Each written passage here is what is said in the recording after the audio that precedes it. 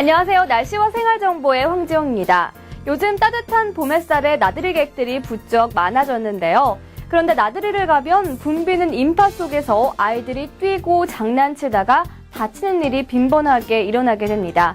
그래서 오늘 날씨와 생활정보에서는 이럴 때 알아두면 유용한 응급처치법에 대해 알려드리겠습니다.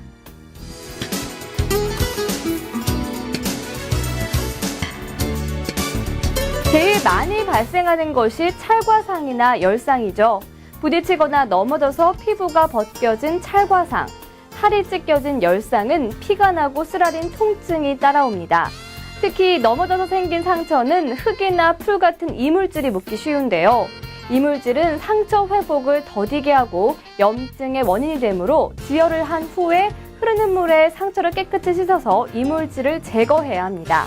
그리고 상처를 소독약으로 소독한 다음 상처 치료용 연고를 바르거나 테이프를 붙여서 피부의 오염을 막아줘야 하는데요. 소독약은 처음 한 번만 발라주고 이후에는 상처에 직접 바르지 않는 것이 좋습니다. 만약 상처의 출혈이 10분 이상 계속되거나 선홍색 피가 박동치듯이 나온다면 동맥이 손상됐을 가능성이 큰데요. 이럴 때는 붕대나 헝겊 등으로 단단히 감싸 상처를 지혈하고 상처 부위를 심장보다 높게 위치시킨 뒤 병원으로 가야 합니다. 또 출혈이 많지 않더라도 상처가 1cm 이상이거나 더 깊을 때는 상처를 봉합해야 흉터가 남지 않게 됩니다. 그리고 상처를 덮을 때는 탈지면 같은 솜보다는 거즈를 사용하는 것이 더 좋겠습니다. 다음으로 많이 발생하는 것이 골절상인데요. 단순히 삔 경우에는 상처 부위를 탄력 붕대로 넓게 감싸고 하루 정도 움직임을 제한하면 부종과 통증이 대부분 사라지게 됩니다. 단순 골절은 통증과 함께 상처 부위가 부어오르고 멍이 들게 되는데요.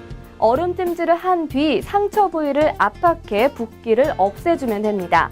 이때 움직임을 최소화하고 손상 부위를 가능한 한 심장보다 높게 해서 피하 출혈과 부종을 줄이는 것이 중요합니다.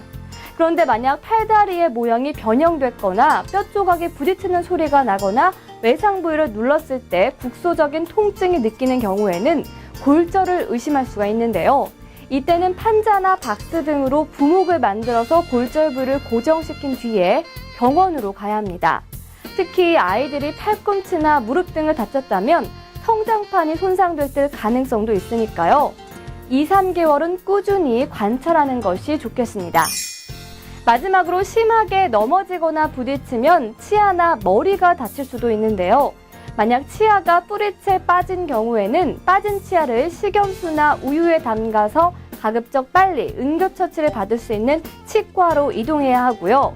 머리를 다쳐서 의식을 잃거나 토하거나 두통을 계속 호소하는 경우에는 참거나 방치하지 말고 반드시 가까운 병원 응급실에 가서 검사부터 받아야 합니다. 네, 오늘은 나들이 할 때 발생하기 쉬운 사고에 대한 응급처치법에 대해 알아봤는데요. 이렇게 발생 시 대처하는 방법을 알아두는 것도 중요하지만 우선은 이런 사고가 발생하지 않도록 항상 사고 예방에 유의하는 것이 먼저겠죠.